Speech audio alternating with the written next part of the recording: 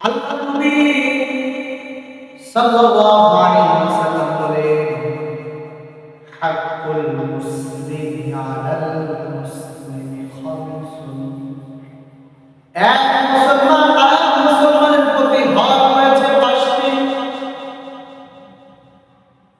আমরা যেহেতু মুসলমান, তাই তো আমাদের প্রতি আরেক মুসলমানের হক রয়েছে পাঁচটি। এর ভিতরে এক নম্বরে আল্লাহ নবী সাল্লাল্লাহু আলাইহি ওয়াসাল্লাম বলেন, রদ্দুস সালাম।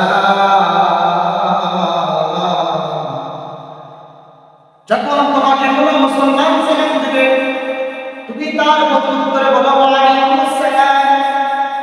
তাই আজ থেকে আমাদের শিক্ষা গ্রহণ করতে হবে, যদি কোনো মুসলমান আমাকে সালাম দেয়, সালামের উত্তর দিতে হবে।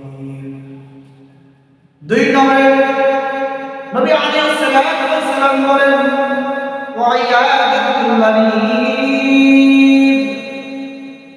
দুই নম্বরে আল্লাহর নবী সাল্লাল্লাহু আলাইহি ওয়াসাল্লাম বলেন, যখন কোনো মুসলমান কোনো ব্যক্তি যখন অসুস্থ হবে, তোমার কাজ হলো তুমি তাকে দেখতে যাবে, তোমার কাজ হলো তুমি তার সেবা যত্ন করবে। কেননা আল্লাহ তাআলা কিয়ামতের ময়দানে কিন্তু তোমাদেরকে লক্ষ্য করে বলবে, ও লোকসকল, আমি তো অসুস্থ ছিলাম, তোমরা তো আমাকে দেখতে আসো না। সেদিন কিন্তু আমি বলবো, আল্লাহ তুমি তো বিশ্ব জগতের মালিক, তুমি আমার কেমন অসুস্থ হও, তোমাকে তো দেখা যায় না। তখন আল্লাহ রাব্বুল আলামিন আমাদেরকে বলবে, ও দুনিয়ার লোক সকলেরা শোনো, তোমার বাড়ির পাশে অমুক ব্যক্তি অসুস্থ ছিল, তুমি যদি তাকে দেখতে যাইতা, তুমি আমার রহমত প্রাপ্ত হইতা। আল্লাহ নবী সাল্লাল্লাহু আলাইহি ওয়াসাল্লামের একজন খাদেম ছিল, ইহুদি, অসুস্থ হয়ে যায়। নবী আলাইহিস সালাতু ওয়াস সালাম সাহাবাদেরকে বললেন, আমার সাহাবীরা শোনো, আমার এক খাদেম ইহুদি খাদেম ছিল, সে অসুস্থ অবস্থায় ছিল, আমাদের বাড়িতে তাকে দেখতে যায়। সাহাবাদেরকে নিয়ে রাসূলুল্লাহ সাল্লাল্লাহু আলাইহি ওয়াসাল্লাম ইহুদির বাড়িতে গেলেন ইহুদিকে দেখার জন্য। ইহুদির পাশে যা বসে বলল, ও যুবক শোনো, বলো লা ইলাহা ইল্লাল্লাহ মুহাম্মাদুর রাসূলুল্লাহ। ইহুদি খাদেম তার কথা শুনে তার পিতার দিকে তাকায় বলে, আমাকে তো মুহাম্মদ বলে লা ইলাহা ইল্লাল্লাহ বলার জন্য। বাবা সন্তানকে ইশারা করে বলো, আব্দুল্লাহ বিন মুহাম্মদ যা বলে তুমি মনে প্রাণে তা বিশ্বাস করো এবং বলো লা ইলাহা ইল্লাল্লাহ মুহাম্মাদুর রাসূলুল্লাহ। সাথে সাথে ইসলাম গ্রহণ করে ফেলে। নবী আলাইহিস সালাতু ওয়াস সালাম ঘর থেকে বের হয়ে সাহাবীদেরকে বলে, আমার সাহাবীরা শোনো, এই খাদেম যখন আমার ঘরে থাকতো তখন কিন্তু ইসলাম ধর্ম গ্রহণ করে নাই। আজকে দেখো খাদেমের বাড়িতে আসলাম, খাদেম অসুস্থ হলো, আমাকে দেখে কালিমা পড়ে মুসলমান হয়ে গেল।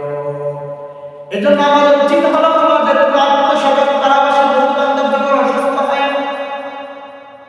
এক নম্বরের কাজ হলো তাকে দেখতে যাওয়া। আমরা যদি তাকে দেখতে যাই, তাহলে এর বেনিফিট কি? আল্লাহ। তিন নম্বরে হলো ইত্তিবা' জানাজাতি। যদি কোনো মুসলমান মারা যায়, তোমার কাজ হলো মুসলমানের জানাজার নামাজে শরীক হওয়া। তুমি যদি মুসলমানের জানাজার নামাজে শরীক হও, বিশ্বনবী সাল্লাল্লাহু আলাইহি ওয়াসাল্লাম বলেন, ও দুনিয়ার মানুষেরা শোনো, তোমরা যদি কোনো ব্যক্তির জানাজার নামাজে শরীক হও, তোমার থেকে আল্লাহ তাআলা এক টুকরা পরিমাণ জাহান্নামকে দূরে সরিয়ে দিবেন। সাহাবায়ে জিজ্ঞাসা করলেন, ইয়া রাসূলুল্লাহ, এক টুকরা মানে কি? রাসূল সাল্লাল্লাহু আলাইহি ওয়াসাল্লাম বলেন, শোনো, এক টুকরা মানে হলো তুমি একটা ঘোড়া রাসূলুল্লাহ যত দূর পর্যন্ত সে যেতে পারবে, আল্লাহ রাব্বুল আলামিন তোমার থেকে জাহান্নামকে সে পরিমাণ দূরত্ব করে দিবে। চার নম্বর, যদি তোমাকে কেউ দাওয়াত দেয়, তোমার কাজ হলো সে দাওয়াতকে গ্রহণ করা। কোন মুসলমান ভাই যদি তোমাকে দাওয়াত দেয়, তুমি তার দাওয়াতকে গ্রহণ করবে, তার দাওয়াতকে তুমি কবুল করবে। 5 নম্বরের কাজ হলো তাশমিতুল আতিশ। যদি কোনো ব্যক্তি হাসি দেয় আর হাসি দেওয়ার পর